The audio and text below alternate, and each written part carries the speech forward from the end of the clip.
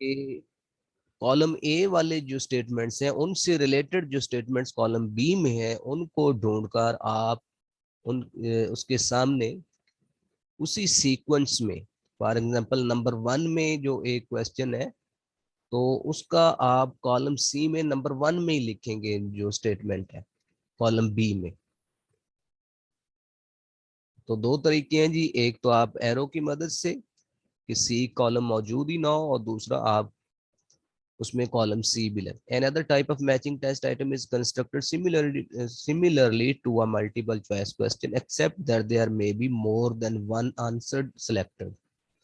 ये एमसीक्यूज में तो आप देखते हैं कि आपके पास 4 या 5 ऑप्शंस होती हैं, जबकि कॉलम्स में जो है वो ज्यादा चॉइसेस होती हैं, मतलब ज्यादा ऑप्शंस होती हैं। फॉर एग्जांपल 10 फिक्रे जो हैं, 10 सेंटेंस या 10 चीजें जो है वो कॉलम ए में पूछी गई हैं और आगे भी 10 है। अब आपने पहला एक कोई स्टेटमेंट पढ़ी है कॉलम अलिफ में, तो कॉलम बी, कॉलम जो बे है या बी है, उसमें भी आपके सामने 10 चीजें हैं, तो उन 10 में से आपने कोई एक चीज सिलेक्ट करनी है। यानी कि एमसीक्यूज टाइप की तरह होता है, लेकिन इसमें ऑप्शंस या जो चॉइसेस होती हैं वो ज्यादा होती है। दूसरी ये चीज, the items in the first column are called premises and the answer in the second column are called the responses। तो ये भी चीज आपने याद रखनी है एमसीक्यूज अपने जो आपने टेस्ट देना है उसमें भी, कि पहला कॉलम जो है उसमें जो चीजें मौजूद होती हैं, जो आइटम्स मौजूद होते हैं, जो क्वेश्चंस मौजूद होते हैं उनको प्रीमाइसिस कहते हैं, और दूसरे कॉलम में जो मौजूद होते हैं उनको रेस्पॉन्सेज कहते हैं। अच्छा जी, ये फिर उस इसी तरह है कि व्हेन टू यूज मैचिंग, ये आपने पढ़ लेना है जी, इसमें कोई मुश्किल नहीं। अब दूसरी इसकी किस्म आ जाती है जी ऑब्जेक्टिव टाइप टेस्ट की, supply type test. Supply type test में क्या जी, शॉर्ट आंसर है। शॉर्ट आंसर मींस कि आपने 2 लाइनों में या 1 सेंटेंस में आपने जवाब देना होता है। कंप्लीशन आइटम ये पहले भी मैंने आपको बता दिया है कि खाली जगह है, जिस तरह कोई आप एलिमेंट्री या प्राइमरी लेवल पर बच्चों को कोई एक स्टोरी देते हैं, खाका होता है, और कहा जाता है कि इस स्केच की मदद से आप स्टोरी मुकम्मल करें, कि यानी कि आप कह सकते हैं कि यूं स्टोरी हो सकती है कि देयर वाज आ, आगे खाली जगह, ठीक है, ही फ्लू हियर एंड, इस तरह वो थर्स्टी क्रॉ वाली। तो वो ये क्या है, ये कंप्लीशन आइटम्स है। फिल इन द ब्लैंक्स में क्या है कि आपने अपनी तरफ से इसमें भी दोनों में फिल इन द ब्लैंक्स और कंप्लीशन आइटम्स ऑलमोस्ट ऑलमोस्ट ये सिमिलर है। और फिल इन दी ब्लैंक्स में भी आपने कोई एक आध वर्ड जो है, एक आध लफ्ज लगाकर, यानी कि यहाँ पर आपने कोई पूरे पूरे जुमले लिखने होते हैं, एक आध लफ्ज लगाकर आपने खाली जगह फिल करनी होती है। लेबल दी पिक्चर्स, इसमें जैसा कि पहले मैंने कहा कि कोई पिक्चर, कोई डायग्राम, कोई इस किस्म की चीज दिखाकर उसके आपने नाम लिखने होते हैं, या हर एक पार्ट पर आपने नेम पुट करने होते हैं। लेबल दी पिक्चर। सब्जेक्टिव टाइप टेस्ट जो है ये बहुत ही कॉमन और बहुत ही ट्रेडिशनल और बहुत ही old method of assessing the students है। इसमें नंबर 1 क्या है जी, एक्सटेंडेड रिस्पांस क्वेश्चन। ये ऐसे क्वेश्चन होते हैं जो बहुत ही डिटेल में जो है स्टूडेंट से जवाब चाहते हैं, कि उनको आज़ादी होती है, they are free to express their thoughts in a detailed way, यानी कि उन पर कोई कदगन नहीं लगाई जाती। और रिस्ट्रिक्टेड इस एक्सटेंडेड रिस्पांस क्वेश्चन को ओपन एंडेड क्वेश्चंस भी कहते हैं। एक्सटेंडेड रिस्पांस क्वेश्चन को ओपन एंडेड क्वेश्चंस भी कहते हैं। और रिस्ट्रिक्टेड रिस्पांस क्वेश्चन, अब ये लफ्ज रिस्ट्रिक्ट सही जाहिर है कि स्टूडेंट्स को रिस्ट्रिक्ट कर दिया जाता है कि आपने बस इतना ही जवाब देना है। For example, your answer must not be more than 100 words. आपका जवाब जो है वो 100 अल्फाज से ज्यादा पर मुश्तमिल नहीं होना चाहिए। तो यानी कि आपने स्टूडेंट्स को बाउंड कर दिया कि आपका जवाब जो है इतने ये बाज़ औक़ात ऐसे आ जाता है कि 300 अल्फाज पर मुश्तमिल एक ऐसे लिखे, ठीक है। तो जब आपने बता दिया कि आपका जवाब इतना होना चाहिए तो ये रिस्ट्रिक्टेड रिस्पॉन्स क्वेश्चन है। समटाइम्स कुछ लोग कहते हैं कि शॉर्ट आंसर और रिस्ट्रिक्टेड रिस्पॉन्स में कंफ्यूज हो जाते हैं। वो कहते हैं कि जो शॉर्ट आंसर है वो ही रिस्ट्रिक्टेड रिस्पॉन्स क्वेश्चन है। तो ये बात आपकी क्लियर होनी चाहिए कि जो शॉर्ट आंसर्स हैं वो ऑब्जेक्टिव टाइप के क्वेश्चंस हैं।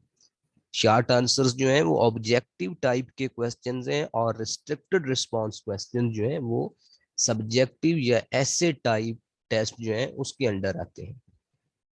ऑब्जेक्टिव टाइप में शॉर्ट आंसर आते हैं जो आपने 2 सेंटेंसेस में, एक जुमले में जवाब देना होता है।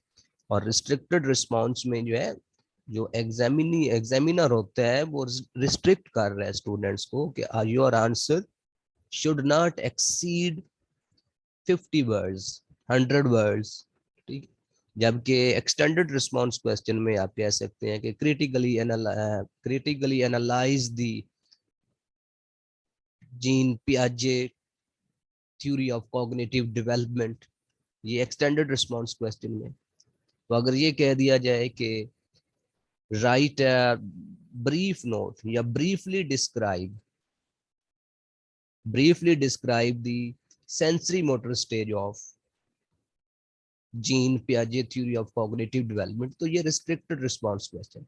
जब आपने ब्रीफली का लफ्ज इस्तेमाल कर दिया, जब आपने ये कह दिया कि your answer must not exceed 100 words, 50 words, तो ये रिस्ट्रिक्टेड रिस्पांस क्वेश्चन है।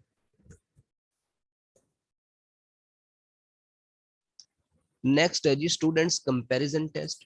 स्टूडेंट्स कंपैरिजन टेस्ट दो तरह के हैं जी, एक नॉर्म रेफरेंस टेस्ट है और दूसरा क्राइटेरियन रेफरेंस टेस्ट है। नॉर्म रेफरेंस टेस्ट ऐसा टेस्ट होता है जिसमें स्टूडेंट्स की जो परफॉर्मेंस है उनको कंपेयर किया जाता है with the performance of other students in the group और इन द क्लास। यानी कि एक ही ग्रुप में या एक ही क्लास में जो स्टूडेंट्स हैं उनकी परफॉर्मेंस को आपस में कंपेयर किया जाता है कि कौन सा स्टूडेंट जो है वो फर्स्ट है, कौन सा स्टूडेंट जो है वो टॉप पर है। इसमें पहले से कोई तयशुदा क्राइटेरिया नहीं होता। इसमें यह भी हो सकता है कि एक स्टूडेंट जो है उसने 80 नंबर ले लिए हों या 90 नंबर ले लिए हों, लेकिन हो सकता है वो फिर भी फेल हो जाए। क्यों फेल हो जाए? क्योंकि बाकी जो स्टूडेंट्स हैं उन्होंने हो सकता है 91 लिए हो। ठीक है। तो ये तो मतलब क्लास में जो एक स्टूडेंट्स की जो कारकर्दगी है या परफॉर्मेंस है उनको रैंक किया जा रहा है, उनको कंपेयर किया जा रहा है बाकी स्टूडेंट्स के साथ। जबकि क्राइटेरियन रेफरेंस टेस्ट में पहले से एक क्राइटेरिया आपके सामने मौजूद होता है, पहले से आपने डिटरमिन किया होता है कि जो स्टूडेंट इतने मार्क्स लेगा वो पास होगा।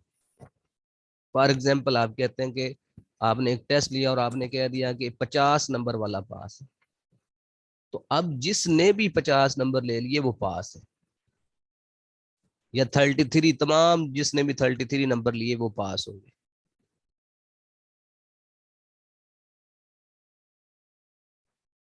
नॉर्म रेफरेंस टेस्ट को क्या कहा जाता है? रिलेटिव।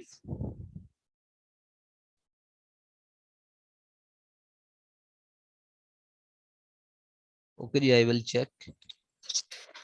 सर आवाज आ रही है मेरी? तो क्राइटेरियन रेफरेंस टेस्ट में क्या, पहले से आपके सामने एक क्राइटेरिया मौजूद है, आपने उस क्राइटेरिया को फॉलो करना होता है। तो अब जो भी मतलब अब नॉर्म रेफरेंस टेस्ट में हमने ये देखा कि एक 80 नंबर लेने वाला बच्चा भी जो है वो क्लास में आप कह सकते हैं कि वो फेल हो रहा है, क्योंकि बाकी सारों के 80 से ऊपर नंबर है।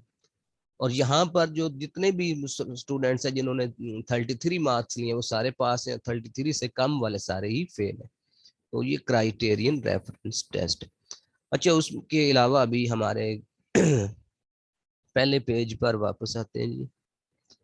अब हमने जी पढ़ लिया है जी अचीवमेंट टेस्ट, इसकी आगे टीचर मेड टेस्ट और स्टैंडर्डाइज टेस्ट। इसको बाय मेथड, ऑब्जेक्टिव और सब्जेक्टिव में डिवाइड किया जाता है। और ऑब्जेक्टिव की दो काइंड्स हैं, सिलेक्शन टाइप और सप्लाई टाइप। सिलेक्शन की आगे मजीद हैं 3 और सप्लाई की भी आगे मजीद 3-4 है। इसी तरह सब्जेक्टिव की रिस्ट्रिक्टेड और एक्सटेंडेड रिस्पॉन्स। और एक ये रह गया परफॉर्मेंस टेस्ट, इसकी है जी ओरल या वर्बल टेस्ट और प्रैक्टिकल टेस्ट। अच्छा, ये जो अचीवमेंट टेस्ट है, बेसिकली ये परफॉर्मेंस टेस्ट भी एक अचीवमेंट टेस्ट है, लेकिन ये जो टेस्ट हैं टीचर मेड टेस्ट या स्टैंडर्डाइज्ड टेस्ट जो है, ये क्या होते हैं, ये पेपर पेंसिल टेस्ट है।